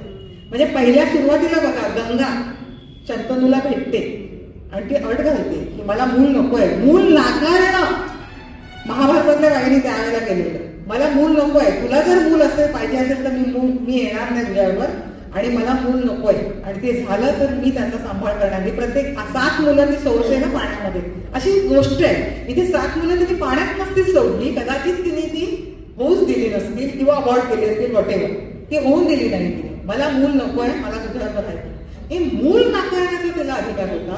सत्यवतीला अटी घालण्याचा अधिकार होता की माझी मुलं होतील त्यांना तू अधिकार दिले पाहिजे. हे ती लग्नाच्या अगोदर अट घालत होती. म्हणजे त्या काळात बायकांना बऱ्यापैकी अधिकार होते. म्हणजे कुंतीपर्यंत आपण बघूया तिथे अधिकार आहे. मग कुंतीच्या काळानंतर आपल्याला दिसतंय की मग ते सगळं लपवणं आलं, नियोग पद्धती आली. नंतर मूल पहिलं अविवाहित मातेला मूल होतंय तिथे आणि ते झाल्यानंतर लपवणं आलं. पण त्याचा रिग्रेट, त्याचा पश्चाताप नंतर दिला होता की आपण उगीच लपवू. ह्या सगळ्या द्रौपदी कणखर आहे, सीता सुद्धा कणखर आहे. पण सीता नंतर रामायण काळ आहे ना तो थोडासा मग हा काळ सुरू झाला जिथे पुरुष सत्ताक व्यवस्था प्रबळ होत गेली. तो काळ रामायणाचा काळ आहे. आणि म्हणून मग सीतेला अग्निदिव्य करायला लागले. अनेक गोष्टी मग आपण पाहतो सीतेला अग्निदिव्य करायला लागले. कोणतरी एखादा पुरुष तिकडे म्हणतोय की माझी बायको असं तर मी असं तिला घरात ठेवलं नसतं, तो परीट म्हणतोय. आणि रामनान तिला सोडून दिलेलं जंगलामध्ये गर्भार स्थितीला. तर हे अशा गोष्टी म्हणजे प्रजेचं मन सांभाळण्यासाठी बाईला आपल्या बायकोला सोडलेलं आहे रामाने. तर ह्या गोष्टी नंतरच्या काळात हळूहळू आलेल्या आहेत. ह्या स्त्रिया सगळ्या म्हणजे इव्हन सावित्री सुद्धा बुद्धिमान होती नको. मी नेहमी एक कथा सांगते सावित्रीची मुलांना बोलताना. मी सावित्री कथा कवितेचा आता उल्लेख झाला माझ्या की ती खूप गाजली द्यायला. तो खरं तर रत्नागिरीचं संमेलन होतं त्याच्यामध्ये आली व्यथा कविता मी मुंबईच्या कवी संमेलनात होती. आणि सावित्री कवितेमध्ये मी असंच म्हटलंय की तुझं बरं आहे का, तू झालीच नाही का पुराण कथाने फोफावलेल्या वटवृक्षाची. पण आमचं काय, आम्ही बांधल्या जातो आहोत पुन्हा पुन्हा हजारो नात्यांनी आणि गुंडाळतो आहोत वडाला धागे, असं मी ते म्हटलंय. आणि त्याच्या म्हटलं की गुंडाळतो आहोत वडाला जातोय, मागतोय जन्मोजन्मीच त्यांच्याच नावाचे टिळे मागतोय आणि शृंगारतोय स्वतःला, असं मी त्याला म्हटलं होतं. आणि शेवटी तिला असं म्हटलं की सावित्रीबाई पुन्हा एकदा येऊन जा, या मतलबी सत्यवानाने केली आहे होळी आमच्या आयुष्याची, त्यांचे वाढू द्यायचे हे तण किंवा संपवायच्या वेदना जिवंत मरणाच्या ते एकदा सांगून जा, असं मी त्याला सावित्रीला विचारलं होतं. त्यामुळे ती कविता खूप गाजली होती. तर सांगण्याचं हे आहे की तुम्ही विचार करा सावित्रीची गोष्ट सुद्धा, की सावित्री सत्यवान मेलेला आहे आणि ती इतकी हुशार आणि हजार जबाबदारी आणि बुद्धिमान आहे की आपला नवरा परत मिळवण्यासाठी ती आम्हाला अटी घालते. त्या बघा कशा आहे, तिला जे पाहिजे ते ती मिळवते तिथे. हा, सासू सासऱ्यांना ती दृष्टी देते, गेलेलं राज्य मिळवते आणि तिचा जो अट असते, तिचा जो वर मागते तो म्हणते की मला मुलं हवी, माझं घर मुलाबाळाने भरलेलं हवं. आणि यम त्या ह्याच्यामध्ये बोलून जातो की तथाच तू. ती म्हणते पण माझा नवरा जिवंत नाही तर माझं मूल घर मुलाबाळाने कसं भरेल. म्हणजे किती हुशार आहे ती की बरोबर त्याला शब्दात पकडते आणि आम्हाला त्याला सत्यवानाला जिवंत करा. मी नेहमी असं म्हणते की सत्यवानाने पूजा करायला पाहिजे ना, की सावित्री सारखी बायको मला जन्मोजन्मी मिळो म्हणून. जिनी मला यमाच्या तावडीतनं परत आणलं तिच्यासारखी बायको मला जन्मोजन्मी मिळो, असं पुरुषांनी म्हणायला पाहिजे. तर आपल्यावरच परत सांगितलंय आपल्यालाच की बाबा करा, तुम्हीच करा पूजा आणि तुम्ही. आणि का आणि हे स्युडो सायन्स सांगतं आपल्याला की बायकांना ऑक्सिजनची गरज असते म्हणून वड्याच्या खाली जाऊन त्याने, अरे बाबा तुम्ही आम्ही आयुष्यभर दिवसभर जाऊन वड्याच्या झाडाखालीच बसतो ना, आम्हाला ऑक्सिजनची गरज असते आणि पुरुषांना ऑक्सिजन नको असतो का. म्हणजे किती आपल्याला खोट्या गोष्टींमध्ये गुंतून ठेवायचं आणि काय काय त्याच्यावरची कारणं देत राहायचे, एक्सक्युजेस देत राहायचे. हे जर आता हे सगळं, आणि आताच तर त्या व्हॉट्सअपवरनं वटसावित्री आली की त्या गोष्टी पसरत असतात की काय काय कसं बायकांना सगळं चांगलं आहे, तिथे जाऊन काय काय मिळतं त्यांना, कशी शांती मिळते, कसं हे मिळतं, सगळं सांगितलं. ह्या अशा गोष्टी तयार केल्या की हे कोण म्हणजे आपल्याला स्त्रियांना कायम ह्या पूजा अर्चा व्रतवैकल्यात म्हणजे हरतालिका करायची का, तर चांगला नवरा मिळायला पाहिजे. वटपौर्णिमा का करायची, तो मिळालेला नवरा टिकायला पाहिजे म्हणून करायची. मग टिकायला नवरा नंतर मग त्याचं घर टिकायला पाहिजे, त्याच्या घरात समृद्धी पाहिजे म्हणून तुम्ही ते मार्गशिक्षातले गुरुवार करा. आणि काय काय म्हणजे समृद्धी, मुलांसाठी हे उपास करा, मुलींसाठी हे, मुलींसाठी नाही मुलांसाठी करायचे. मुलासाठी उपवास आहेत बघा काय काय सोमवार बिमवाराच्या करतात बायका, आणि मुलींसाठी मात्र नाही. मुलगी आली काय मेली काय जिवंत राहिली लग्न करून जाणार असं सगळं. हे सगळं जर तुम्ही सतत त्याचा विश्लेषण केलं आणि ह्या विचार प्रश्न पडायला पाहिजे आपल्याला, मग आपल्याला सगळ्याची उत्तरं मिळत जातात. हे प्रश्न आम्हाला त्यावेळेला कळले. तर हे सगळं आपल्याला एक लक्षात घ्यायचं, ह्या सगळ्या विषयी ना स्त्रीवर चळवळ आहे जी सुरू झाली ती बोलायला लागली खूप खमकेपणाने सगळ्या जगभर. आणि काय होतं की आपण जीवशास्त्रीय फरक पाहतोय आजही. बायका जेव्हा आम्ही म्हणतो ना किंवा जीवशास्त्रीय फरक आहे बायकांमध्ये, तर पुरुष काय म्हणतात पुरुषांची कामं बायका करूच शकणार नाही. पण आज बायका रिक्षा चालवत आहेत ना, हळूहळू ताकद त्यांच्यामध्ये कमी असते. किती पुरुषांमध्ये खरोखरच इतकी ताकद असते की ते 10 माणसांशी काय सिनेमा मधल्यासारखा सलमान खान सारखा मारू शकेल 10 पुरुषांना. बाईचं संरक्षण करू शकतो का पुरुष, माझं समजत आहे. आणि त्याच्यावरती का तो भार द्यायचा. मला असं वाटतं की बाई जशी ह्या चौकटीमध्ये बंदिस्त केली आहे ना, तसं पुरुषांना पण बंदिस्त केलं मर्दपणाच्या चौकटीत, कारण नसताना केलं. आणि तुम्हाला म्हणजे पुरुषांना सुद्धा हे कायम प्रेशर दिलेलं आहे की तुम्ही मर्द आहात, माचोमॅन आहात, तुम्हाला आर्थिक भार उचलायचा आहे. असंही उलट होऊ शकतं ना की पुरुष घरात बसलाय, घर सांभाळतोय, छान संसार करतोय आणि बाई नोकरीला गेले. का होऊ शकत नाही असं. कधी कधी पुरुषाला पण वाटतं मला नाही करायची नोकरी, पण त्याच्यावर पण जबरदस्ती केली जाते. ह्या दोन्ही म्हणजे बाईवर जशी केली जाते तशी त्याच्यावरही केली जाते. म्हणजे ह्या भूमिका ठरवून दिल्या आहेत आणि कर्तेपणाची भूमिका ही कायम पुरुषाला दिली आहे. संरक्षण आता आपली राखी पौर्णिमा असू दे आपण करतो साजरा, भाऊबीज करतो, पण कोणत्याही एक मला म्हणजे ऍडव्हर्टाईज काय काय आवडतात. त्यातली एक भाई ती बहीण सांगते की मी तुझं संरक्षण करेन म्हणून भावाला सांगते. तर हे कसं आहे की आपण एकमेकांचं संरक्षण करूया, आपण एकमेकांना समजावून घेऊया. हा मुद्दा जो आहे तो मला महत्वाचा वाटतो. कोणी कोणाचं संरक्षण करण्यासाठी हे असत नाही. प्रेयसीवर किंवा बायकोवर बलात्कार होताना पुरुषाला पाहावं लागतं. कधी कधी समजा 10 माणसं करतायत तर नाही करतायत त्याला काही, की तो सुद्धा हतबल असतो का त्याच्याकडनं आपण हे अपेक्षा करायची. तर हे सगळं ह्याच्याविषयी बायका बोलायला लागल्या. आणि मग सीमांत भाऊ म्हणाले की one is not born a woman, one is made woman. हा समाज तिला बाई बनवतो, सामाजिक दृष्ट्या तिला बाई बनवलं जातं. म्हणजे बाईमध्ये कोणत्या गोष्टी असाव्यात, गुण असाव्यात हे समाज सांगतो. खरं तर बाई म्हणजे थोडीशी खटाळ असेल, थोडी ती बोलत असेल जास्त, तर लगेच तिला पुरुषीपणाचा हे दिला जातो. ही खूप पुरुषी आहे, पुरुषासारखी बोलते, किती हसायचं, किती बोलायचं हे म्हणजे आमच्या लहानपणी आम्ही बघितलेलं आहे. असं जोरात हसायचं नाही, हळू हसायचं. आताही असेल ते कदाचित, पण आमच्या काळामध्ये हे होतं की किती हसायचं. आणि आम्ही बोलणाऱ्या तर मुलींनी बोलायचंच नाही पटकन. आणि मला लहानपणापासून फार पटकन बोलायची सवय होती, त्यामुळे हे सगळं झालं मोठेवर. तर थोडक्यात सांगण्याचं हे मला सांगायचं की स्त्रीवादी जी चळवळ आहे ना, त्यात स्त्रियांना एक जगण्याचा हक्क जो नाकारला होता ना, तो तिला हक्क देणे, तिची स्वतःची ओळख करून देणे बाईची, तिला तिच्या शोषणाबद्दल सांगणे की बाई वर्षानुवर्ष तुझं शोषण होत आहे. कधी कधी काय गुलामाला जाणीव नसते की तिचं याचं शोषण होत आहे. आणि आपल्याकडे आजही बाई ही गुलामच आहे. तुम्ही जर तुमचे संबोधन करण्याची जी पद्धत आहे ना नवऱ्याला, आजही गावाकडे मालक बोलतात ना, धनी बोलतात, धनी मालक. आता त्याच्यात मॉडर्न सर आणि साहेब हे शब्द आले. आमचे सर आले, आमचे साहेब आले. नवऱ्याला नावाने हाक मारणं तर गुन्हाच आहे. म्हणजे आता लव्ह मॅरेज झालेल्या आताच्या पिढीतल्या पोरींना पण घरात सासू सासऱ्यांबरोबर समोर नवऱ्याला आहोजाव करावं लागतं. हे करावंच लागतं. म्हणजे साहेब, धनी, मालक हे शब्द सुद्धा काय सूचित करतायत की त्या दासी आहेत आणि तुम्ही मालक आहात, त्या गुलाम आहेत आणि पुरुष हे मालक आहेत. तर हे सगळं असं जे होतं ना, त्या कोणत्या गोष्टी आहेत त्या सतत आपल्याला सांगितल्या जातात. त्याला छेद देण्याचं काम स्त्रीवादी चळवळीने केलं. स्त्रीवादी चळवळीने सांगितलं की तुम्ही गुलाम नाही आहात, तुमचं शोषण होत आहे हे अशा पद्धतीने, आणि तुमच्याशी ओळख फार महत्वाची आहे. एवढंच नाही तर आर्थिक दृष्ट्या तुम्हाला स्वातंत्र्य मिळालं पाहिजे. बाईला आर्थिक दृष्ट्या स्वतंत्र असतील बाई, पण तो म्हणजे आम्ही रजनी बरोडकर नावाची कवी आहे, ती वारली ती आता, तिने तिच्या एका कविता म्हटलंय की आर्थिक स्वातंत्र्य बायकांचं म्हणजे पुरुषांच्या हातात पगार आणून देणे. अनेकदा बायकांना आपलं पासबुक कुठे आहे ते माहित नसतं, तेही पुरुषांच्याकडे असतं, असं पण होतं नाही का. तर ह्या प्रकारचं आर्थिक स्वातंत्र्य असतं. पण आर्थिक स्वातंत्र्य पूर्णपणे आपला पैसा आपण कमावलेला आपण कसा खर्च करायचा ह्याच्याविषयी एक थोडी मोकळी तरी बाईला मिळायला पाहिजे. आणि ती दोघांनी मिळून करायला हरकत नाही. पुरुष जसा सहज जाऊन खर्च करतो, घरातल्या निर्णय जे असतात त्या निर्णयातलं निर्णय स्वातंत्र्य मिळवणं. आणि मुख्य म्हणजे भगिनी भाव, मगाशी मी त्याचा उल्लेख केला, तर भगिनी भाव जपणं. आपण एकमेकींच्या सोबत आता उभं राहायला पाहिजे हे स्त्रीवादी चळवळीने सांगितलं. आणि बाकी सगळेच हक्क, मतदानाचा असेल, अनेक आपल्याकडे मतदानाचा हक्क आपल्याला लवकर मिळाला, बाहेरच्या देशात नाही मिळाला. तर मला वेळ झाली सांगणार. तर हे सगळं बाई द्यायला करत होती आणि हा सगळे हक्क.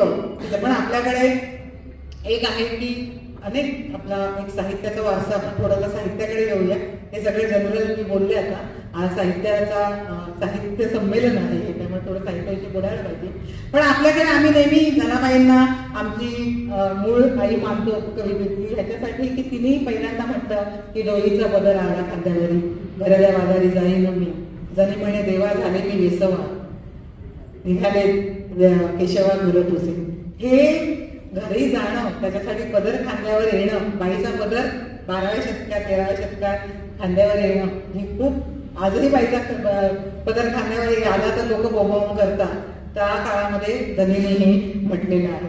किंवा देवीचा विटाळ देवीचा जन्मला, सोहळा तो जागला कणव धर्म, असं सोयराबाईने म्हटलेलं आहे की बाईचा विटाळ जो आहे तो देवीचा झालेला, तो निसर्ग आहे बाईचा. आज तो विटाळ नसता, आपल्याला आज समजा पाळी आली नसती तरी हे जग असतं का, हा पहिला प्रश्न आहे. कारण त्याच्यातनंच गर्भ धरतो, त्याच्यातनंच नवी उत्पत्ती होती, त्याच्यातनंच प्रजनन होतं आणि त्यातनंच मुलं जन्माला येतात आणि हे संपूर्ण जग चालू राहतं. तर हा आपण विटाळ का मानायचा, ह्याच्यासाठी का आपल्याला विटाळ म्हणून हे केलं. म्हणजे त्या परत आता ह्याच्यावर शिवसाहेब सांगतो की बाईला विश्रांती मिळवून म्हणून तिला 5 दिवस बाजूला बसवलं जातं. मग बाजूला बसवा, तिला काम देऊ नका, पण तिला शिवायचं नाही, तिला देवळात जाऊन द्यायचं नाही, तिला हे करून द्यायचं नाही का.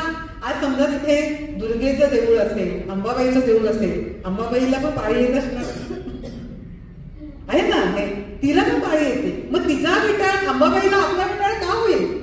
ती आपल्यासारखीच आहे ना, पण तिथेही आपल्याला जाऊन देत नाही. अनेक गणपती अनेक देव आपले असे आहेत की ज्याच्यामध्ये बाईला प्रवेशच नसतो त्या मंदिरांमध्ये. म्हणजे मंदिरात जायचं की नाही हे आपण ठरवायचं, पण तरीही जर जावंसं वाटत असेल एखाद्याला तर का जाऊ नये त्यांनी, आणि काय फरक पडणार आहे? कोणाला काही होत नाही जर तुम्ही कोणाला काही. आमची एक मैत्रीण होती, ती सांगायची की इतकं घरात सगळं करायला लागायचं.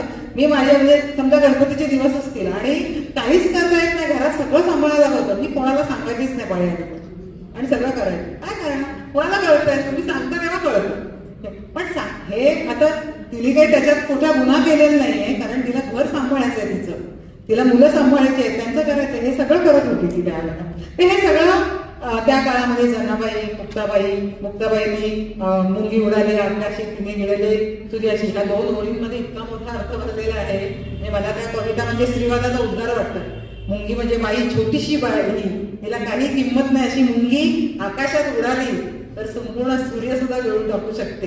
हे किती मोठी गोष्ट तिने सांगितलेली आहे. तर हे सगळं त्या काळामध्ये होत होतं, आपल्याकडेही होत होतं. आणि मग ज्योतिबा फुले, ताराबाई शिंदे हा एक आपला प्रवास झालेला आहे. आणि मग सगळे आम्ही कवयित्री लिहायला लागलो. प्रज्ञाताई गेल्या वर्षी इथे आल्या होत्या, त्यांची कविता असू देत, माझी असू देत. आम्ही नेहमी म्हणतो की मल्लिका अमरशेख.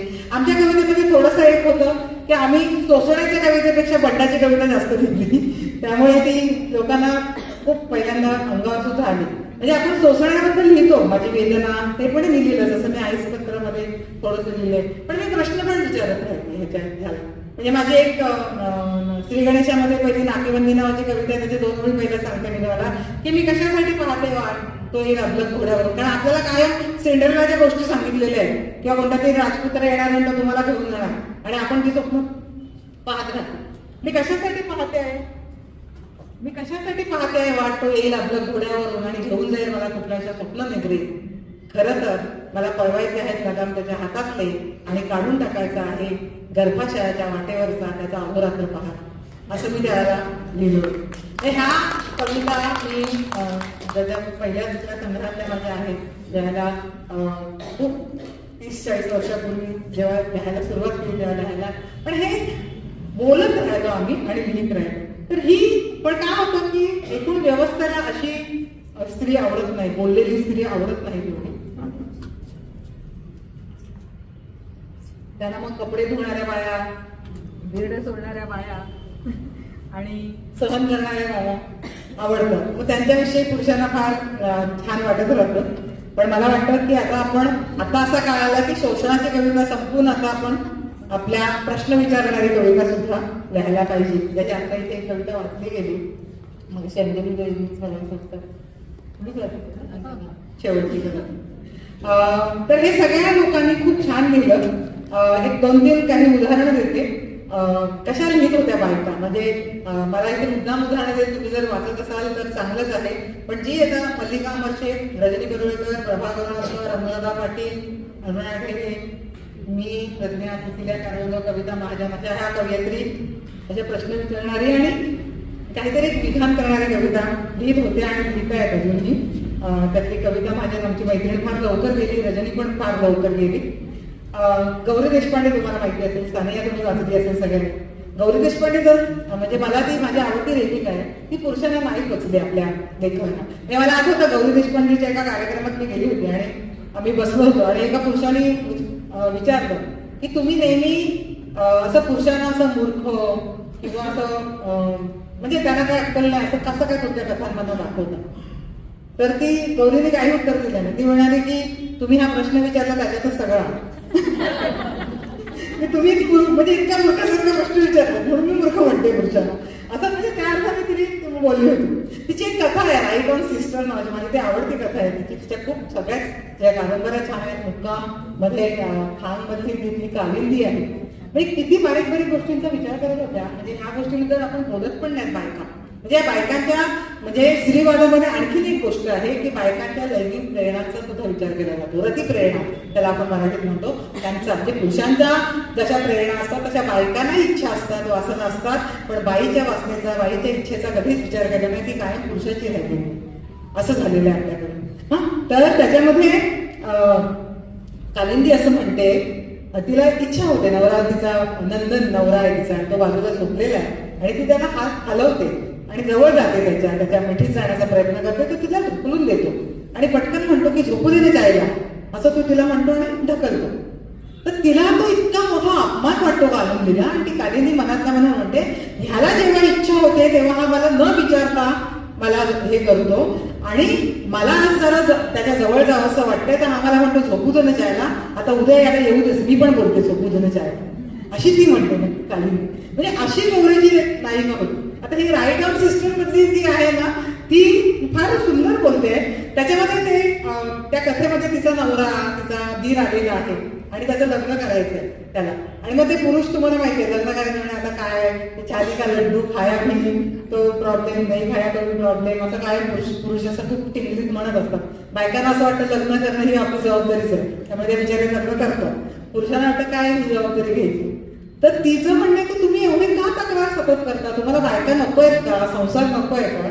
तर तिचं असं म्हणणं, ती काय म्हणते, सिंधू तिथे, स्त्री जातीवर उपकार म्हणून हे नरसिंह आणि साधू संत बोबद्यावर चढतात जणू काही. स्त्री जातीवर उपकार म्हणून हे नरसिंह आणि साधू संत बोल्यावर उभे राहतात जसे काही. या बाप्यांना म्हणावं, लग्न, मुलं, बायका यांची इतकी अडचण होते ना तुम्हाला, तर आम्ही एक गोष्ट करतो, सगळ्या बायकांनी मिळून एक कॉलनी करायला पाहिजे. सगळ्या बायकांनी मिळून एक कॉलनी करायला पाहिजे मोठी, आणि तिथे प्रवेश फी असेल सगळ्या पुरुषांनी त्या कॉलनीमध्ये. सदरा धुवून हवा ना, टाक पैसे. चपाती करून हवी ना, टाक पैसे. बाई हवी ना सेजेला, टाक पैसे. मुलं हवंय ना नाव चालवायला, टाक पैसे.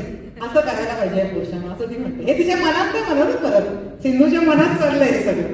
म्हणजे तुम्ही बघा बायका काय काय मनात विचार करू शकतात.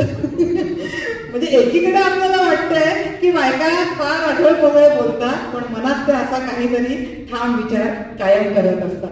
या सगळ्या म्हणजे प्रिया देंडुलकर, सानिया, मेघना पेठे सारखी लेखिका ज्याला तिच्या कॉलनी चहूकडे पाणी, समुद्री चहूकडे पाणी ह्या कथेमध्ये म्हणते की 30 वर्षाच्या कुमारिकेला नेरुळकर तू हवा आहेस, ही स्पष्टपणे बोलण्याची एक काय म्हणतात ते ताकद बायकांमध्ये त्यावेळेला आली. आणि त्याचं कारण ही सगळी महिला वर्ष जाहीर झालं आणि त्याच्यानंतर आपण महिला वर्ष फक्त साजरं करतो आता दरवर्षी असं मला वाटतं, पण बायका त्या अर्थाने बदलताना नाही दिसत. त्या त्यांचं जगणं तसंच्या तसं रेटतं आहेत. आणि मग एक दिवस त्यांना खूप अशी इच्छा होती की सगळ्यांनी त्यांना विश करावं. आमच्या ऑफिसमध्ये किंवा आम्ही कॉलेजमध्ये शिकवत होते तिथे सुद्धा मग काय आज महिला वर्ष, शुभेच्छा देतात सगळेजण अगदी कौतुकाने, आणि दुसऱ्या दिवशीपासून परत बाई आहे अगदी किचनमध्ये राखते. पण त्या दिवशी सुद्धा म्हणजे ते इतकं टिंगल टवाळीने त्या शुभेच्छा दिल्या जातात महिला वर्षासाठी की जर तुम्हाला महिला वर्ष आहे, आमच्यासाठी तर काहीच नाही असं पुरुष म्हणतात. पण त्यांना हे माहित नाही की 365 दिवस पुरुष वर्ष चालू असतं, ते कळत नाही. तर ह्या सगळ्या गोष्टी म्हणजे मी मगाशी ताराबाईंचा उल्लेख केला ना, त्यातला फक्त एक छोटा तुकडा वाचून दाखवते की त्या काळामध्ये ताराबाईंनी हा निबंध दिलेला तेव्हा विधवा विहाराचं एक काहीतरी पेपरमध्ये बातमी आली होती आणि त्याच्यावर यशोदा का काहीतरी खटला त्याच्याबद्दल चालू होतं आणि तिच्यावरती संपूर्ण समाज हे केलं की कसं काय पुनर्विवाह बाई करू शकते वगैरे असं.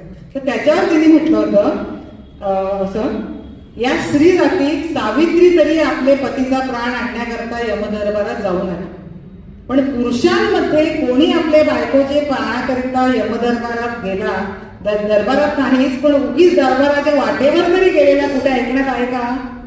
तर जसे एकदा सौभाग्य गेले म्हणजे स्त्रियांनी आपली तोंडे अगदी महान पुण्याप्रमाणे महाजबर अपराध्याप्रमाणे काळी करून आयुष्यभर अंधार कोठडीत राहावे, त्याप्रमाणे तुमच्या बायका मेल्या म्हणजे तुम्हीही आपले तोंड काळे करून दाड्या मिशा भादरून यावर जन्मपर्यंत कुठेही अरण्यवासात का राहू नये असं त्यांनी प्रश्न केले. कारण बायकांचं केशवापन करत होतं, तुम्ही पण तुमच्या दाड्या मिशा भादरा आणि अज्ञातवासात जा असं ती म्हणते.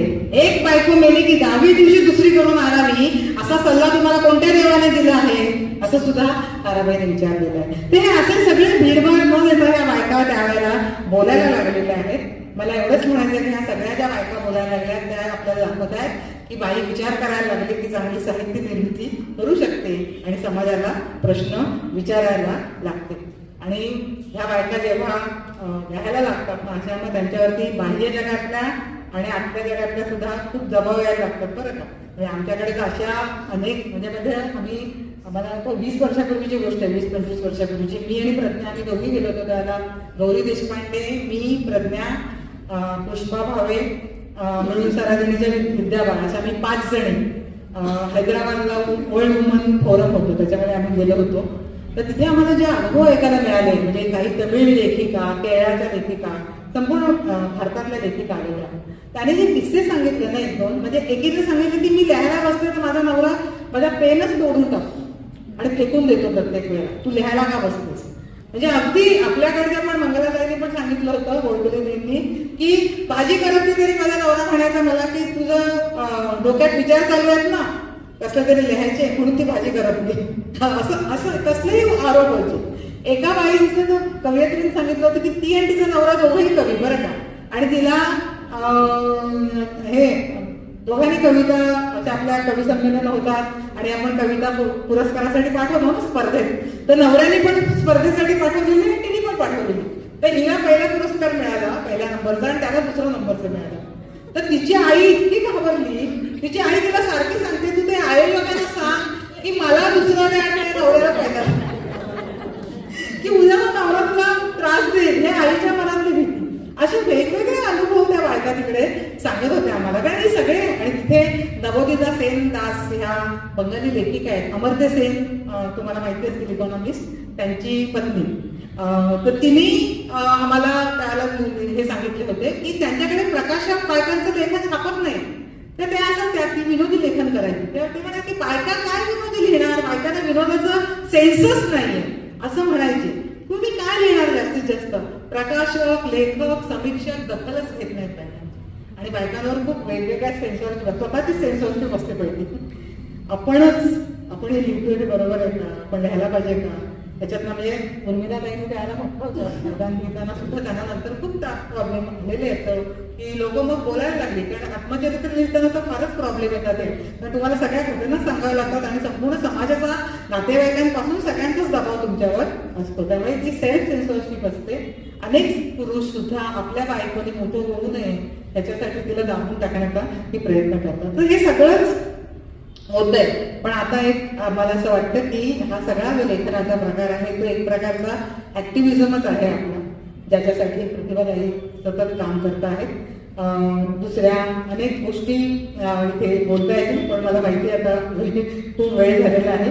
पण मला एवढंच वाटतं की आपण हे सगळं म्हणतो आता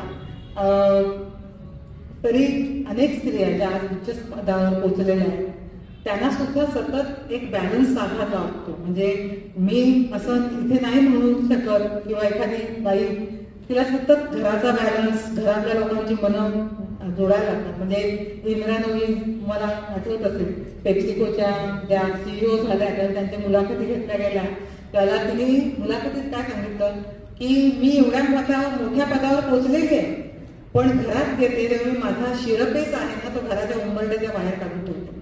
आणि माझी तिची आईच तिला सांगते की तू बाहेर असशील कोणीही पण इथे तू मुलांची आईस आणि नवऱ्याची बायकोस हे लक्षात ठेव. आणि मी घरात शिरल्यानंतर घराचं दूध संपलं असेल तर घरातलं दूध आणायला बाहेर पडतो. ते पहिल्यांदा काम, ते महत्वाचं काम असतं माझ्या आईच्या दृष्टीने. म्हणजे स्त्रिया मी म्हणते ना की स्त्रिया सुद्धा स्त्रीला कसा पारंपरिक म्हणजे ही तिची आई आहे, ही पुरुषसत्ताक व्यवस्थेची मानसिकता असलेली बाई आहे. म्हणजे मी असं म्हणणे पुरुषसत्ताक व्यवस्थेची मानसिकता असलेल्या स्त्रिया आहेत तशा स्त्रीवादी पुरुषही आपल्याकडे आहेत. स्त्रीवाद मानणारे म्हणजे बायकांना स्वातंत्र्य देणारे पुरुष आपल्याकडे आहेत आणि पुरुषसत्ताक व्यवस्थेची मानसिकता असलेले बायका आहेत. तर ह्या बायकांचा आता आपल्याला तुम्ही तुमच्या घरातल्या घरात हे सगळं तुम्हाला आता करावं लागणार आहे. बदल घडवून आणायला लागले पाहिजे. सासू आणि सून खूप चांगल्या मैत्रिणी होऊ शकतात जर सासू मुलावर अवलंबून, तुम्ही आर्थिकदृष्ट्या जर स्वतंत्र असाल ना तर तुम्हाला मुलांवर अवलंबून राहायला लागत नाही. आणि मग तुमच्या मनात ती भावनाच येणार नाही की आता माझी सून आली ती माझा मुलगा वाटून घेईल माझ्याबरोबर, येतच नाही मनात. दोघंही खूप छान मित्र आणि मैत्रिणी होऊ शकतात असं मला वाटतं. मला सांगायचं हेच आहे की आपली मानसिकता एवढ्या वर्षांनी सुद्धा आज बदललेली आहे का? एकीकडे आपण म्हणतो की हे बदल आणूया, पण कोणते नेमकं आपलं भविष्य काय असणार आहे त्याचा विचार आज आपल्याला करावा लागेल. कारण आजचा काळ असा आहे की परत मनुकालीन व्यवस्था आणण्याचा एक वेगळ्या प्रकारचा प्रयत्न होतोय, ते चालू आहे. म्हणजे आता मी कुठल्या तरी एका विद्यापीठामध्ये परवा वाचलं की भूतकेतांवर अभ्यास करण्याची कोर्स सुरू केलाय, पुनर्जन्मावर अभ्यास करण्याचा कोर्स सुरू केलाय. म्हणजे आपण विज्ञानवादी देशात ना, संविधान आपलं विज्ञानवादी आहे आणि इकडे आपण कुठे जाणार आहोत पाहतो. तर हे असं आपल्याला सतत सांगितलं जात आहे. तर मातृत्वाचं उदात्तीकरण तर खूप केलं जातं आपल्याकडे. मुलाबाळांना सांभाळणं हे आईचंच कर्तव्य आहे, ते दोघांचंही असतं ना. म्हणजे मला सुद्धा हा याच्यातनं जावं लागलंय. माझ्या घरी, माझ्या सासरच्या घरी सुद्धा कधी कधी असं, काय ग आई तुला सोडून कुठे कुठे जाते? कारण मी अशी जायची कार्यक्रमांना, नवरा तिची काळजी घेतं. तर ती लहान होती माझी मुलगी एवढीशी, तेव्हापासून ती सांगायला शिकली की मला काही प्रॉब्लेम नाही, मी आणि बाबा आरामात राहतो छान, असं ती सांगायची. कारण माझा नवरा तिला सगळ्या वेण्या फिण्या घालून डबा करून शाळेमध्ये पाठवत होता आणि मग ऑफिसला जात होता. त्याला हे सगळं ते करत होते. पण त्याचा सुद्धा आपल्या आजूबाजूच्या लोकांना त्रास होतो, कारण त्यांची मानसिकता अजून बदललेली नाही. तर हे सतत एक ब्लॅकमेलिंग ना, तुम्ही आई आहात, आईसारखं वागा, तुम्ही पत्नी आहात, पत्नीसारखं वागा, ते सतत आपल्याला केलं जातं. हे उदात्ती आम्ही मार्गारेट आल्वन त्याला म्हटलं होतं की आम्हाला बाई म्हणून फक्त वागवा, आम्हाला देवी पण करू नका आणि आम्हाला गुलाम पण करू नका. एक व्यक्ती म्हणून आम्हाला वागवा. तसं केलं तर आम्हाला दुसरा कोणतीही अपेक्षा नाहीये. आणि तेच आपल्याला बऱ्याचदा लोकांना सांगायला लागेल. त्यामुळे मला आता मी तुम्हाला आणखी मध्ये मी नवशक्तीमध्ये बदलापूरचं प्रकरण झालं ना बलात्काराचं, त्याच्यावर लिहिलं होतं. आणि माझा लोकसत्तामध्ये भयभीतीच्या त्या चतुरंगमध्ये लेख आला होता. त्याच्यात मी सगळ्या बायांना ह्या कोणत्या आपल्या लैंगिक शोषणाला कसं जातं ते मी लिहिलं होतं की स्पर्श पुरुषांचे कसे मला लहानपणी, आणि मग त्याचं ते भय कसं बायकांच्या मनात राहतं. तर मला जी पत्र आली होती त्याच्यामध्ये बायांची पण आणि पुरुषांची पण अशी होती की बायका आधी मग तंग कपडे काय घालायची, बायका जर अशा स्वतःला एक्सपोज करत असतील तर मग विस्तवाजवळ लोणी गेलं तर वितळणारच ना. कोणती भाषा आहे? विस्तवाजवळ लोणी गेलं म्हणजे काय, तुम्ही उघडे दिवसभर फिरत असता, तुमच्या सिरियलमध्ये उघडे पुरुष दाखवत असतात, कोणतेही, मी आता नावं घेत नाही, पण हे असतात. तुमचे मन विचलित होतात बायकांची, घरामध्ये पुरुष उघडे फिरत असतात ना. पण बाईने तंग कपडे घातले की तुम्हाला लगेच तिच्यावर बलात्कार करावा असं वाटतं. मग 3 वर्षाच्या बलात्काराच्या बदलापूरच्या मुलीवर का केला, एवढ्या छोट्या मुलीवर? 75 वर्षाच्या बाईवर जळगावमध्ये आत्ता झाला. तुम्ही कोणत्या गोष्टीबद्दल डिपेंड करता आहात हे सुद्धा कळायला पाहिजे. आणि हे आजही मानसिकता, मला वाटतं आपण 21व्या शतकात आलोय, 22व्या शतकात जाऊ तरी आपली मानसिकता बदलेल का हा मला प्रश्न वाटतो. की तुम्ही एकाच दृष्टीने सगळा असा विचार करता. म्हणजे पुरुषांना मोहात पडता आणि पुरुषांना स्वतःवर संयम नाहीये का?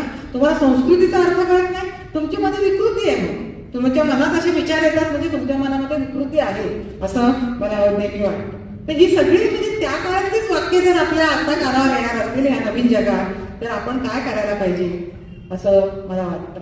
कारण काय झालंय, बायका बोलायला लागल्या ना की त्रास होतो. म्हणजे मल्लिका अमरशेखर मी असं म्हणते की शहरातल्या आणि जगातल्या बायका विचारात पडल्यात असं चित्र आवडणार नाही कोणालाच. त्या एक तर प्रियकराच्या बाहुपाशात असतात, नाहीतर विनसची हात तोडलेली असणारी मूर्ती असतात. आणि हे चित्र बदलण्याचा अधिकार त्यांना दिला नाही कोणीच, असं मल्लिका तिच्या कवितेत म्हणते. म्हणजे विचारात पडलेली बाई नकोय, ती प्रेयसी पाहिजे, आई पाहिजे, अशी छान दिसणारी, नाहीतर मग ती असहाय्य मूर्ती तरी असायला पाहिजे. त्यामुळे आपल्याला आता बाईनी काय करावं काय नाही हे आता लोकांकडनं आपण नाही शिकायचं. त्याचे ते तुम्ही सगळ्या छान मैत्रिणी त्या सगळ्या छान एका रंगात रंगलेल्या सगळ्या आहात, त्याने ठरवायला पाहिजे आता. कारण आजची जी काय होतं, ज्या ज्या देशांमध्ये धर्मव्यवस्थेचा पगडा मोठा होता ना, तिथे पहिल्यांदा बाईचं खच्चीकरण होतं. आज अफगाणिस्तानमध्ये काय झालं किंवा त्या कंट्रीजमध्ये त्यांना कळतंय त्या देशांमध्ये काय झालेलं आहे. आज तिथे त्यांना बोलता येत नाही, त्यांना कपडे तर सोडून द्या, बुरखा वगैरे तर ह्या गोष्टी आहेतच. पण अफगाणिस्तानामध्ये आता तर त्यांना शिकायचं नाही म्हणून सुद्धा बंदी आलेली आहे. इथपर्यंत येते. आज अमेरिकेसारख्या देशामध्ये गर्भपाताचा कायदा रद्द केला गेला. हे अमेरिकेमध्ये सुद्धा आज निवडून आलेले ट्रम्प हे धर्मव्यवस्थेचे प्रचारक आहेत आणि प्रतिगामी लोकांचे प्रतिनिधी आहेत. त्यांना कमला हॅरिस नको होती ना, त्याच्या कारण ते लोक ह्या बाजूने बोलत होते. तर सांगायचं आहे की जेव्हा धर्मव्यवस्था तुमच्या समाजात तुमच्या जगण्यामध्ये शिरते ना आणि राजकारणात शिरते, तर पहिलं तुमचीकरण जे होतं ते बाईचं होतं. बाई ही मागे जाते, हे आपण लक्षात घ्यायला जे. कारण मग बाईनी कसं बघायचं, कोणाशी लग्न करायचं, आज तेही ठरवलं जातं ना आपल्याकडे. कोणत्या जातीत करायचं, लव्ह मॅरेज करायचं की काय, हे सुद्धा आपल्याकडे समाज ठरवायला लागला. आता तर नातेवाईक पण नाही, समाज. मग त्यांना त्या मुलीला लव्ह मॅरेज केलं तर ते वडिलांनी त्या हैदराबादमध्ये गरोदर पोरीला आणि तिच्या नवऱ्याला त्याला हत्या केलेली आपल्याकडे. ऑनर किलिंगच्या गोष्टी आपल्याकडे होत्या. तर हे सगळं आता आपल्याला बदलायचं असेल तर आपण सगळ्यांनी बदलायला हवंय असं मला वाटतं. एक शेवटचं एकच 2 मिनिटं घेते आणि थांबते. हा समाज नावाचा जो एक मलबा आपल्या आजूबाजूला, कचरा आजूबाजूला वेगळा आहे आणि त्या अर्थाने नाही म्हणत मी, परंपरा, वाईट परंपरांचा, वाईट रूढी परंपरांचा कचरा जो आपल्या आजूबाजूला आहे तो आपल्याला आता उपसायला लागेल आणि या व्यवस्थेची एक पुनर्रचना आपल्याला करायला लागेल. आणि स्त्रीवादाची मांडणी करताना आम्ही नेहमी येतात त्या काळामध्ये ज्यावेळेला 75 साली हे वर्ष झालं स्त्रीवादी म्हणजे महिला वर्ष आलं, त्याला नारी समता मंच किंवा स्त्रीमुक्ती हे म्हणलं, स्त्रीमुक्ती शारदासारखे वगैरे सगळ्या काम करत होत्या त्यावेळेला मुंबईमध्ये. स्त्रीमुक्ती मंच असं म्हणून होता. ते नारी समता मंच, स्त्रीमुक्ती, ही सगळी व्यवस्था ती सुरू झाली, ती आंदोलनं सुरू झाली होती आणि त्या काळात बायकांचा आवाज पडत. पण त्यावेळेला काय होतं, परत पुरुषांनी त्यांची हेटाळणी करायला सुरुवात केली. म्हणजे कुसुम मनोहर लेलेसारख्या नाटकामध्ये त्यांचे लेखक कोण अशोक समळे आहेत, त्यांनी एक वाक्य टाकलेलं असं की ती कुसुमला त्रास होतो त्या स्त्रीवादी म्हणजे स्त्रियांची स्त्रीमुक्ती केंद्राकडे जातात आणि तो आल्यावर तो म्हणतो की ती विचारते काय झालं, त्याची बायको विचारते. तर तो म्हणतो, ज्याने तिला थारा दिलेला आहे कुसुमला, ते म्हणतात की काय तिथे सगळ्या बायका घरदार कुंकून सिगरेट कुंकत बसलेल्या होत्या. म्हणजे स्त्रीमुक्तीवाल्या बायका या घरदार कुंकून सिगरेट कुंकत बसलेल्या बायका असा प्रचार केला गेला त्या काळात. आणि त्यामुळे ह्यांना सुद्धा मग आपला जरा थोडा जो हे आहे ना तो कमी करावा लागला, आवाज जो मोठा होता तो कमी करावा लागला, कारण सगळ्यांना बरोबर घेऊनच आपल्याला जायचंय. त्यामुळे आता मिळून सार्वजनिकचं घोषवाक्य काय, तो आणि ती दोघे एकत्र, फक्त तिच्या मुक्तीसाठी नाही, तो आणि ती दोघांच्याही मुक्तीसाठी आता आपल्याला एकत्र यायला पाहिजे. तर हे आता आपल्याला स्त्रीवादाची व्याख्या सुद्धा नव्याने करायला लागायला पाहिजे. कारण आज अन्यथा पुन्हा काय होईल हे असं पसरवलं जाईल की बायका फार बोलतायत आणि बिथरल्यात, त्यांना कंट्रोलमध्ये कसं आणायचं त्याचा विचार केला जाईल. पण जर मगाशी मी सुरुवातीला म्हटलं की बायका आत्मनिर्भर झाल्यात, सक्षम झाल्यात, आता पुरुषांना आता आपल्याला शिकवायला लागेल, मुलांना, नवीन पिढीतल्या मुलांना शिकवायला लागेल सक्षम झालेल्या मुलींबरोबर कसं राहायचं, त्यांना कसा सन्मान द्यायचा, आदराने वागायचं. कारण ते आपल्यासारखाच एक व्यक्ती आहे आणि आपण दोघांनी एकमेकांना आदराने वागवलं पाहिजे. आणि एक लक्षात घ्या, लग्नातले नातं हे ऍडजस्टमेंटच असते दोघांची, पण ती दोन्ही बाजूने झाली पाहिजे, एकाच बाजूने होता कामा नाही, एवढं लक्षात घ्या. आता आपण हे सगळंच वर्ष पुढचं ह्या काळातलं जे आहे, पुढची सगळी जी आपली वाटचाल राहणार आहे, तुमची साहित्यासाठीची वाटचाल सुद्धा अशीच राहणार आहे.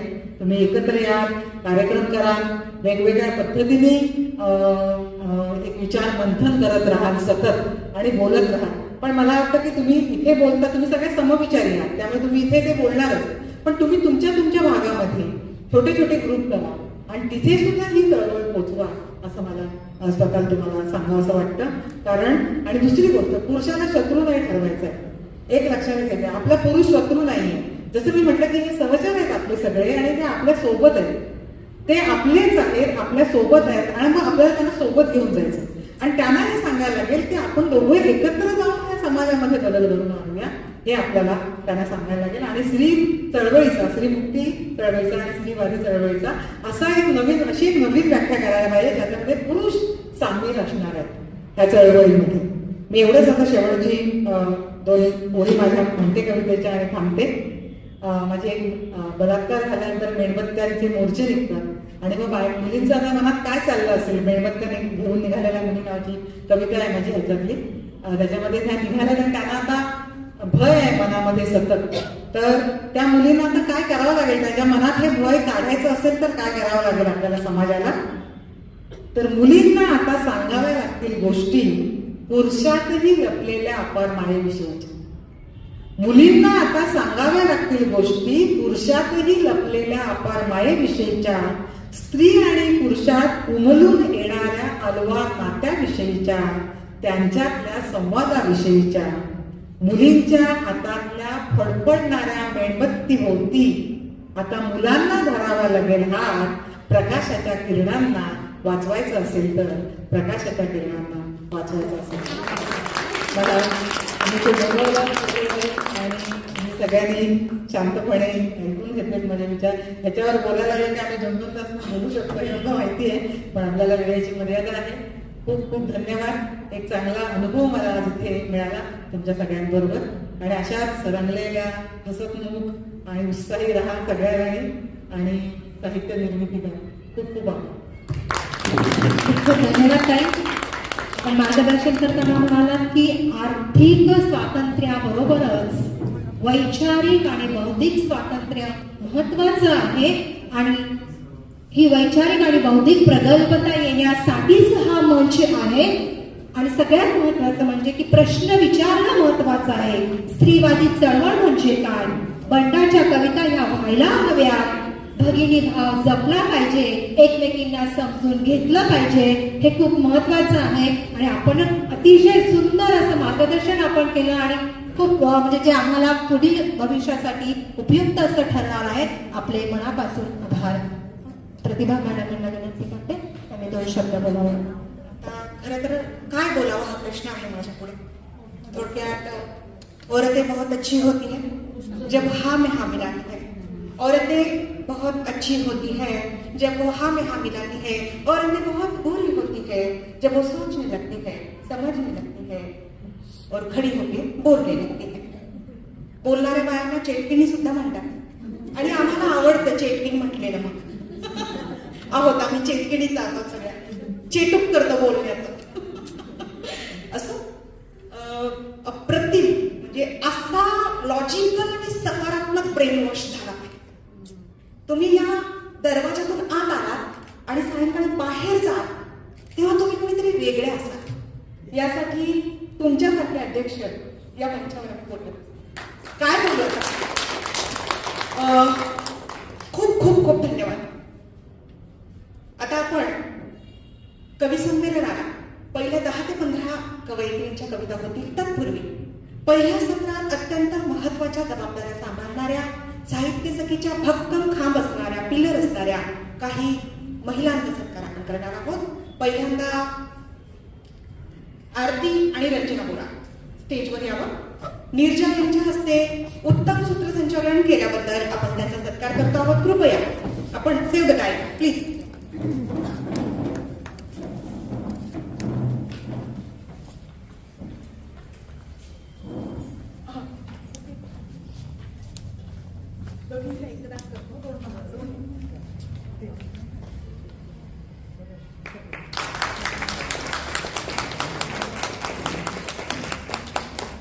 यानंतर अत्यंत सुंदर असं स्वागत समितीत काम करणाऱ्या सुजाता आणि सिम यांना मी निमंत्रित करते. सुजाता आणि सिम खूप सकाळपासून तळमळीने काम करतायत दोघी.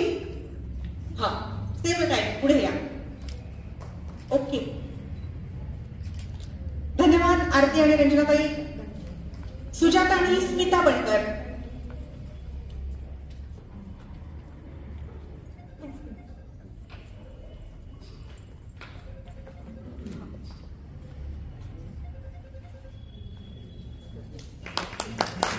स्वागत समितीची जबाबदारी उत्तमरित्या सांभाळणाऱ्या सुजाता आणि सिमचा सत्कार होतो. यानंतर तुमच्या स्वागताला दरवाजाजवळ सज्ज असणाऱ्या स्मिता सुमती टापसे आणि आमची लाडकी आशा कृपया मंचावर यावं. नोंदणीची जबाबदारी समर्थपणे गेली 5-6 वर्ष आपल्या खांद्यावर वाहून तरुण नेणाऱ्या अशा ह्या 2 कार्यकर्ते आमच्या.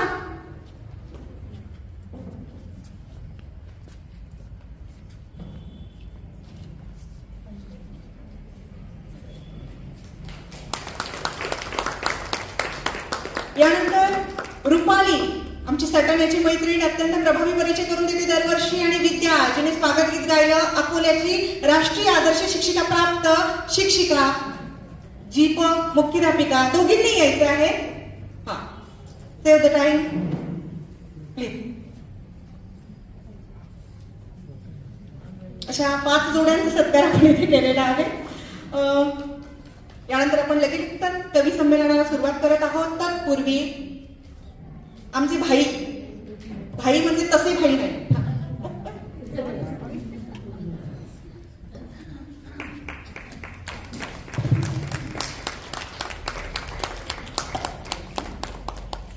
साहित्य कणाचे माननीय अध्यक्ष विलास पंचभाई आपल्यात उपस्थित झालेले आहेत. त्यांचे साहित्य सखीच्या वतीने शाब्दिक स्वागत.